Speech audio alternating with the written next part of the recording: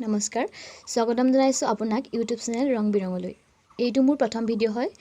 এই ভিডিঅ'ত মই আপোনালোকক দেখুৱাব লৈছো ঘৰতে বাঁহেৰে তৈয়াৰী খুব সাধাৰণ এটা সহজ ফুলদানি।